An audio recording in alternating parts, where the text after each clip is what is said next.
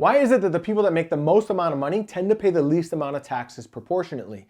And more importantly, if you're somebody who's focused on building real long-term wealth, then what are the secrets that the ultra wealthy use in order to minimize and potentially even avoid their tax burden altogether? That's what we're going to talk about in this video, and hang with me because there's some eye-popping secrets you've probably never heard anywhere else. So let's go.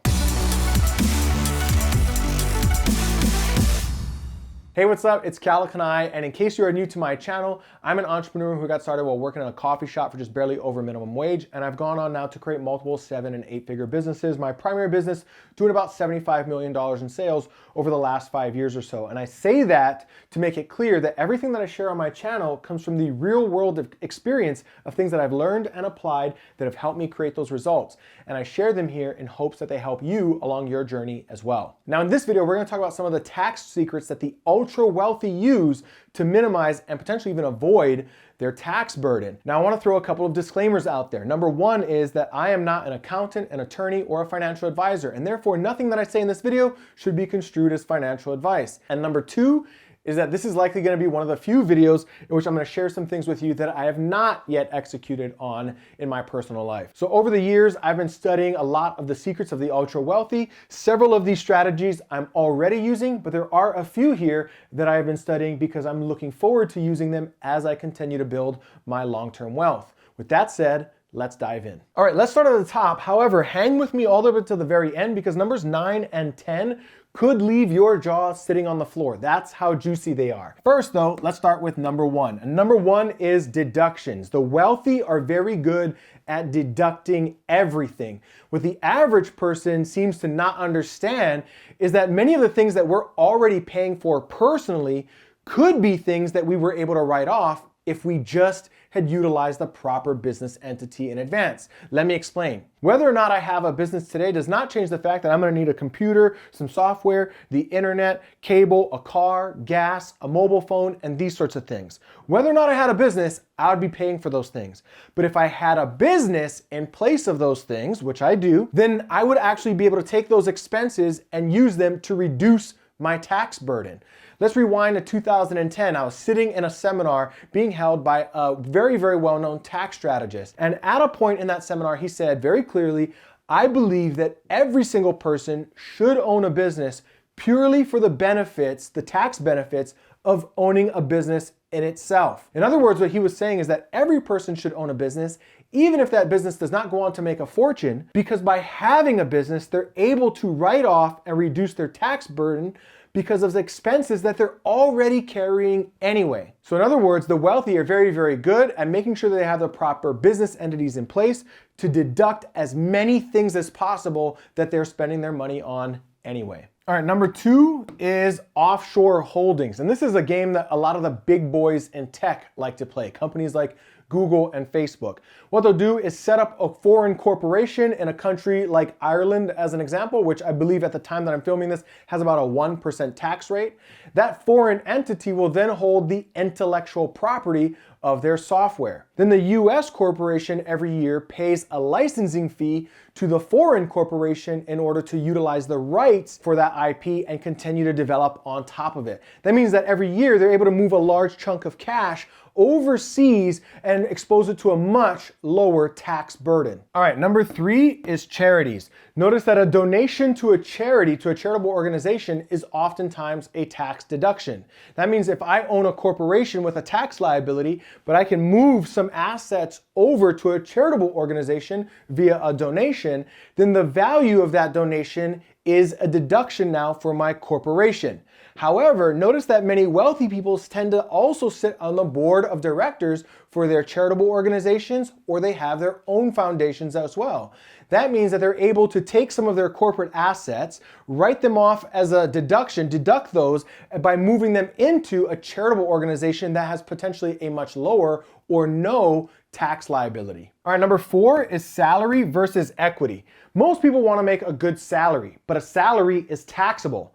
The wealthy know that it's better to have a very small salary and more equity. Equity is not taxable until it's turned into cash. A good example of this is Elon Musk. At the time that I'm filming this video, I believe he's only recently been taking about a $24,000 a year salary for running Tesla. All of his other compensation has been in the form of shares of the company. Now, those shares are what's made him worth over $1 billion and might potentially make him the first trillionaire in our lifetime. And yet, all of that wealth is currently untaxable, and you're gonna see why that's so critically important as we get to numbers 9 and 10, so hang with me. All right, number 5 is an exciting one, and it's art. See, there's a reason that rich people tend to have a lot of art, and it's because they know something that most of us don't, and that is that art is one of the last unregulated markets in the world because art can still be written off as an expense. What does this mean? Well, let's say as an example that I made $1 million this year in profit. So my potential tax burden is $1 million of income. But let's say that I also go buy $1 million piece of art.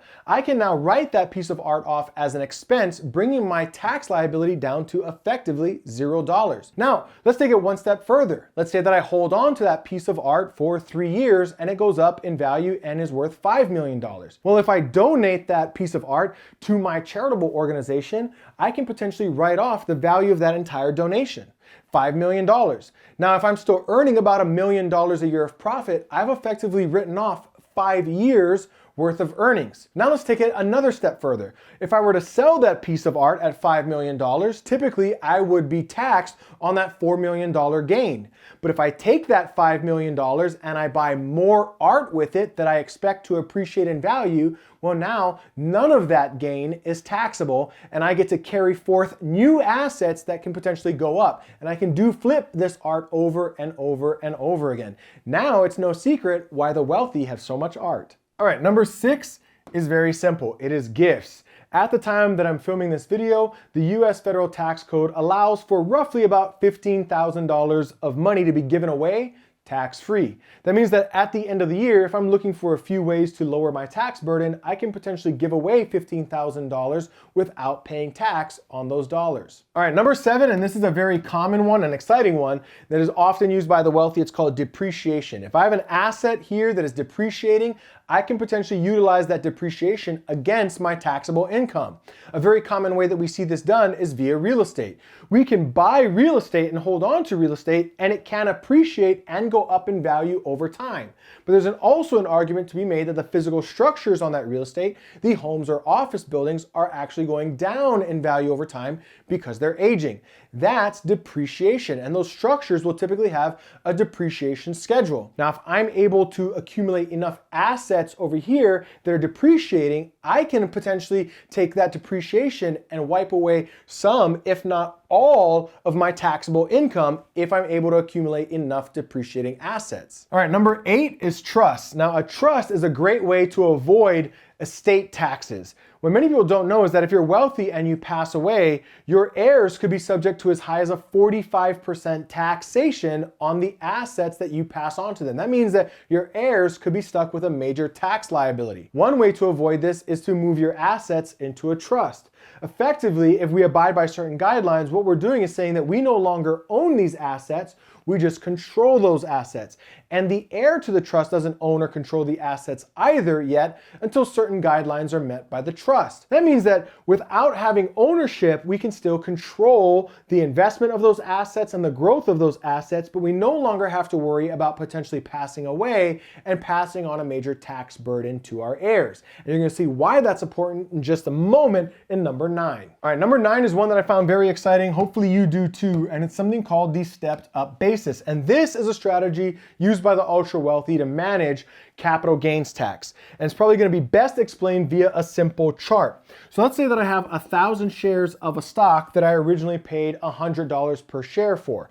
Now I've been holding on to those stocks and over time they've gone up and they're now worth $1,000 per share. Well, if I were to sell those stocks, I would be subject to capital gains tax on all of this accumulation of value. But if I don't sell that stock and I pass it on to my heirs here at the point of my passing, well, then they are no longer subject to taxes for all of this gain. Instead, they can only be taxed on the gains after the point at which they inherited the asset, which means that all of this original growth and accumulation in value here has now happened tax-free. All right, so number 10 is really understanding the difference between earned income versus passive income, or think of this as income versus capital gains. Most people want to earn more money, but wealthy don't want to earn more money. They want to increase their assets and their capital gains. One of the reasons is that while I'm shooting this video right now, according to the US federal tax code, income can be taxed as high as 39%, which means the more money you make, the more and more taxes you pay.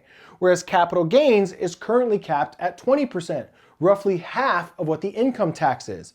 On top of that, income is taxed as it's earned, whereas assets are taxed as they're converted into cash. So here's an example of what that might look like.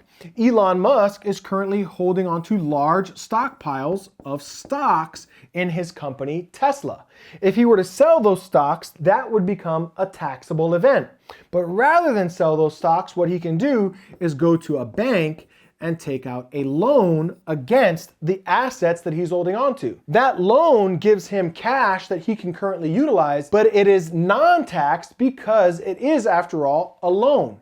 So he is essentially turning his assets into cash without having a tax liability attached to it. Now, these are some of the strategies that the ultra wealthy use to minimize or avoid their tax liabilities. And hopefully you're seeing some opportunities for things that you can use in the future going forth from here. If you like this video, make sure that you go ahead and click that little subscribe button and hit the bell notification so that you get notified every time I drop more content like this. And of course, at the bare minimum, if you liked it, then go ahead and like it. So go ahead and click subscribe now, and I look forward to seeing you in a future video, my friend. Take care.